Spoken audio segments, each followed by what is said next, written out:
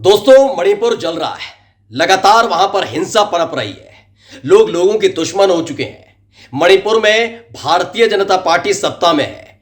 इस देश के गृह मंत्री कर्नाटक के चुनावों में व्यस्त रहे और उसके बाद एक दिन का दौरा करके लौट आए, लेकिन मणिपुर के हालात जस के तस बने हुए। भारतीय जनता पार्टी के तमाम नेता जो इस बात का दावा करते रहे कि रूस यूक्रेन के बीच जारी युद्ध में सिर्फ अगर कोई संघर्ष विराम करा सकता है तो वो है मोदी जी, लेकिन वो अपने ही देश में मणिपुर के अंदर एक हिंसा को रुकवा नहीं पा रहे, जिस पर अब सवाल उठने लगे।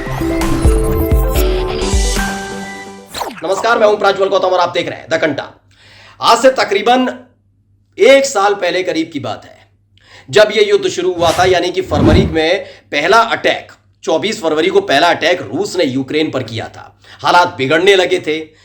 दरअसल उस दौरान दिक्कत भी यह थी क्योंकि उस समय उत्तर प्रदेश में विधानसभा के चुनाव होने जा रहे थे, विधानसभा के चुनाव, और ऐसे में उत्तर प्रदेश के भी कई लोग और देशवासी कई लोग, वहां बच्चे जो मेडिकल स्टूडेंट्स हैं वहां पढ़ने जाते हैं, वो फंस गए थे। सवाल उठने लगा था। मीडिया को जिम्मेदारी दी गई थी कि रूस यूक्रेन युद्ध के बीच ऐसे हालात बनाइए, इस तरीके से दिखाइए कि अगर मोदी ना होते तो बच्चे वहां फंसे ही रह जाते। माहौल भी वैसे ही बनाया गया, जबकि उस वक्त भी कई तस्वीरें निकलकर सामने आई थी जिसमें लोगों ने अलग अलग रिएक्शंस इसी सरकार के लिए दिए थे, मोदी सरकार के लिए दिए थे। खैर, इन सब बातों को बुला देते हैं क्योंकि पुरानी एक साल पुरानी बात हो। लेकिन उसी दौरान एक डायलॉग बहुत बोला जा रहा था। भारतीय जनता पार्टी के तमाम अति उत्साही कार्यकर्ता, नेता, मुख्यमंत्री, विधायक, सांसद, तमाम लोग ये बोल रहे थे कि अपील की जा रही है कि मोदी जी हाथ जोड़कर आपसे कह रहे हैं लोग कि भैया रूस और यूक्रेन के बीच जारी युद्ध को रुकवा दीजिए। यही नहीं, उस चुनाव के दौरान 2022 के दौरान जब उत्तर प्रदेश में हो रहा था तो यह कहा जाने लगा कि जब मोदी जी ने फोन किया पुतिन को और जेलेंस्की को फोन किया तो दोनों तरफ से संघर्ष विराम हो गया था। घंटे 2 घंटे नहीं, 24 से 48 घंटे हो गया था, क्योंकि वहां कह दिया था मोदी जी ने कि पुतिन से भी और जेलेंस्की से भी कि हमें अपने हिंदुस्तानी बच्चे वहां से निकालने हैं, इसलिए उन दोनों ने युद्ध रोक दिया था। जबकि अब तक के इतिहास में किसी ने यह बताया नहीं, अभी तक लिखा हुआ नहीं है रूस यूक्रेन युद्ध के बीच कि 48 घंटे का युद्ध रोका गया हो, हमले रुक गए हो। खैर, उस तरह भी पहले भी जुमले मारे गए थे और अब भी वही जुमले मारे जा रहे हैं। लेकिन अब उसी को लेकर एक सवाल पूछा जा रहा है कि लगातार मीडिया बताती है, गोदी मीडिया तो है ही, गोदी मीडिया का बस चले तो वो तो ये कह देंगे कि कभी भी जो चाइना पर हम हमला कर सकते हैं उस पर कब्जा कर सकते हैं। ये गोदी मीडिया अपना कुछ भी कहानी बनाती है। जैसे आजकल बताती है कि खुद अमेरिका चाहता है कि पुतिन और जेलेंस्की के बीच अगर कोई मध्यस्थता कराए तो मोदी जी करा सकते हैं, मोदी जी का सबसे दोस्ताना रवैया। आपने देखा भी होगा अक्षय कुमार के साथ जो इंटरव्यू आया था उसमें तो खुद प्रधानमंत्री नरेंद्र मोदी ने बताया था कि बराक ओबामा उनसे तू तड़ा करके बात करते हैं, जबकि वो अंग्रेजी जानते हैं। बराक ओबामा, यू का मतलब इंग्लिश हिंदी में जो होता है वो तू भी होता है, तुम भी होता है और आप भी होता है। लेकिन ये समझ में आज तक नहीं आ पाया कि मोदी जी कैसे ये समझ गए थे कि जब बराक ओबामा ने यू बोला था तो उसका मतलब तू, तुम या आप हो सकता है। खैर, उन्होंने तू तड़ा की बात कही, वो उनकी बात है, वो इतिहास रचने आए, इतिहास रचते जा रहे हैं। खैर, अलग बात है। तो यही गोदी मीडिया काम कर रही है। अब सवाल ये उठ रहा है कि अगर इतनी ही ताकत है, इतने ही शक्तिशाली हैं कि वो 1.5 साल से चल रहे रूस और यूक्रेन के युद्ध को एक आवाज पर रुकवा सकते हैं, तो सवाल यह है कि पिछले 1 महीने से जो अपने देश का ही राज्य है वो जल रहा है, हिंसा हो रही है, लोगों की जान जा रही है, अस्थिरता बढ़ती जा रही है, ये तमाम चीजें एक राज्य के अंदर, इसी देश के अंदर हो रही हैं, वहां ध्यान क्यों नहीं दे पा रहे हैं? जी, हम मणिपुर की बात कर रहे हैं। दरअसल मणिपुर में 2 समुदाय हैं, वो भी हम आपको किस्सा बता देते हैं।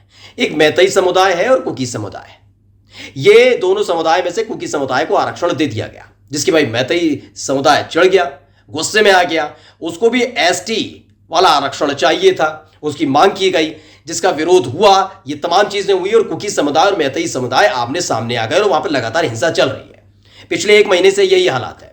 नजर इसलिए नहीं रखी गई थी वहां पर क्योंकि उस दौरान कर्नाटक चुनाव निकले हैं, उसमें पूरा का पूरा कैबिनेट, जो मोदी कैबिनेट है, वो उठकर आ गई थी। कहां पर?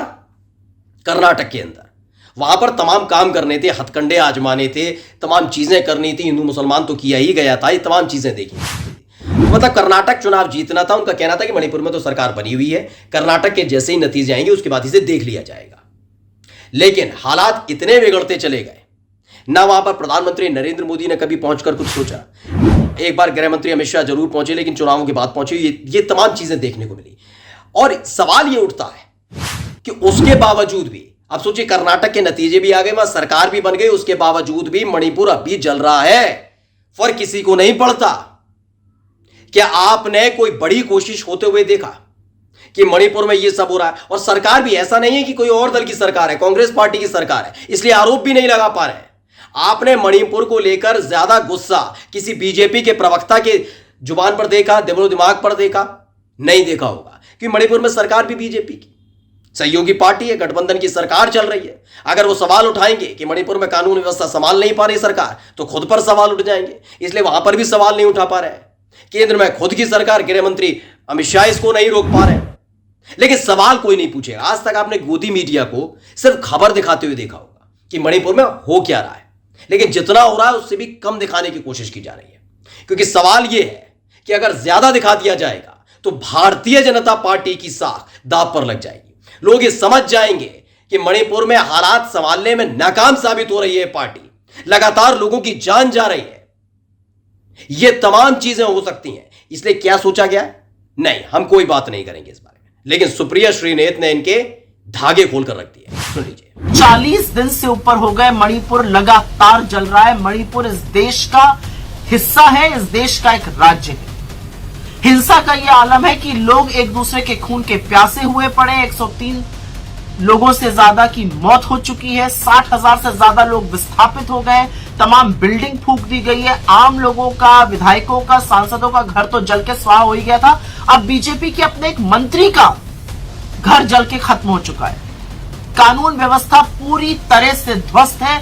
स्थिति संभले नहीं संभल रही है, इनफैक्ट बद से बदतर होती जा रही है। स्थिति राज्य सरकार से कंट्रोल नहीं हो रही है। दिल्ली के हुक्मरान हाथ पे हाथ धरे बैठे हैं। ऐसा नहीं अमित शाह गए थे वहां पर, लेकिन वो पर्यटन करने गए थे या समस्या का समाधान खोजने गए थे, मुझे नहीं पता। मैं नहीं समझ पा रही हूं, क्योंकि उनके आने के बाद से तो हिंसा और भड़क गई है। कर्फ्यू लगा हुआ है और लगातार हिंसा हो रही है, लगातार लोग मारे जा रहे हैं। ना शांति की एक अपील है, ना एक सार्वजनिक रूप से उन्होंने शब्द बोला है इस हिंसा के खिलाफ, इन मौतों के खिलाफ। और अब तो वो भयावह सच सामने आ रहे हैं जहां पता चल रहा है कि चुनाव जीतने के लिए हेमंतो बिस्व शर्मा, राम माधव और भारतीय जनता पार्टी ने मिलकर उग्रवादी संगठनों का सहारा लिया था। तो सुप्रिया श्रीनेत जो कांग्रेस की प्रवक्ता है, उन्होंने बताया है कि किस तरीके से एक राज्य जल उठता है।